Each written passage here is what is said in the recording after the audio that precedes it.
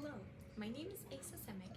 I'm a student at New College of Florida, majoring in biochemistry, minoring in computer sciences. In this summer, I spent 10 weeks researching in Dr. Xante's lab in the College of Pharmacy, Department of Pharmacogenomic and Translational Research in University of Florida. To begin, I would like to give you a little bit background information on my summer projects. Prostate cancer is one of the most common malignancies in men worldwide. Cancer develops as a result of mutations that modify the DNA sequence, including point mutations, single nucleotide polymorphisms, and somatic copy number changes. By turning on oncogenes and turning off tumor suppressor genes, mutations can make prostate cells malignant. Frequently, this results in unregulated cell division. Gene mutations can be inherited or acquired by a person as well as handed down from generation to generation.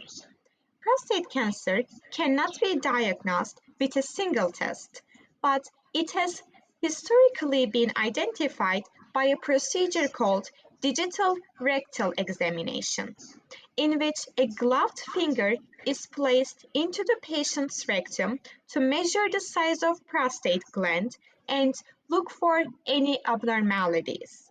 But the PSA test, which measures the prostate-specific antigen, continues to be the cornerstone of the prostate cancer screening.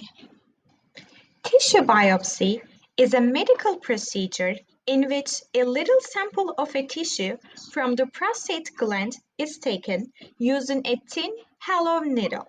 Further, prostate tissue is used to determine whether cancer is present or not. The physical assessment of the prostate size, the blood PSA level, and a biopsy are the main components of a prostate cancer screening. However, these indicators frequently fall short of accurately detecting the existence of cancer, or their positivity may result in overdiagnosis and subsequent overtreatment of a disease. Additionally, these indicators have little to no predictive utility for predicting medication response or individual risk for toxicities associated with therapy. As a result, liquid biopsy based indicators have gained more interest, which provide comprehensive and real time information on tumor stage and progression. Because prostate cancer is highly heterogeneous and molecularly diverse, tissue biopsy can be deceiving. Diagnosis with liquid biopsy is particularly crucial in patients with prostate cancer.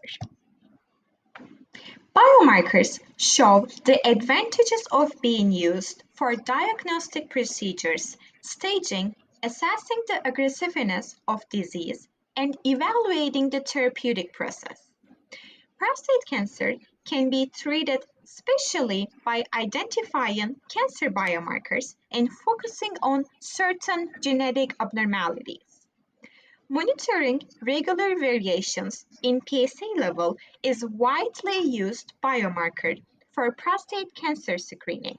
However, since PSA is a tumor-associated antigen rather than a tumor-specific antigen, it has a lower than ideal sensitivity for the detection of a prostate cancer.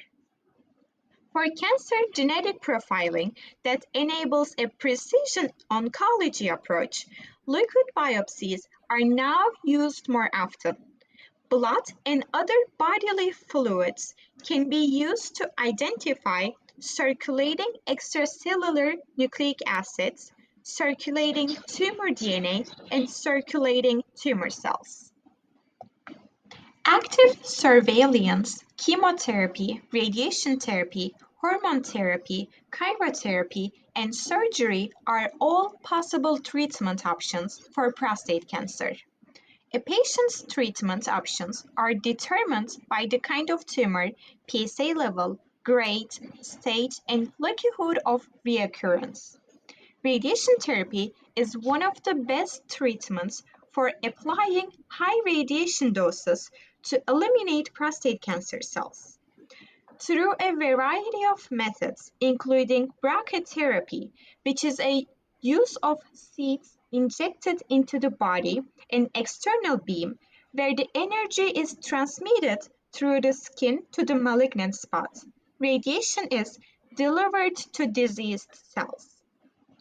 The goal of radiation treatment is to deliver high energy rays in particle doses exclusively to the prostate while sparing the surrounding healthy tissues. For individuals who are not candidates for surgery, this therapy is seen as suitable alternative.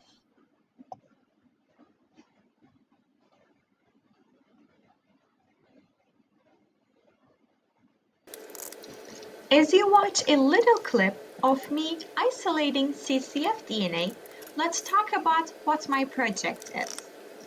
My project objective is to identify an association between circulating cell-free DNA, also known as CCF DNA, concentration levels to prostate cancer risk groups in patients undergoing proton therapy. This is accomplished by isolating serum-based CCF DNA at multiple time points throughout the proton therapy regime using QIAGEN kit. Furthermore, CCF DNA concentration measurements were collected using nanodrop and the redox assay. In conjunction with clinical data, data analysis and visualization were performed computationally to discern patterns in CCF DNA levels with risk groups. I would like to thank Dr. Rick Santi for welcoming me in her lab in this summer, as well as my students' mentors, Johnny Velasquez and Mariana Makaram, as well as many more PhD students who were extremely supportive in this journey. I also would like to thank the University of Florida, College of Pharmacy, and the SURF coordinators for making this experience remarkable. I look forward to hopefully starting my PhD at the University of Florida in 2024. Go Gators!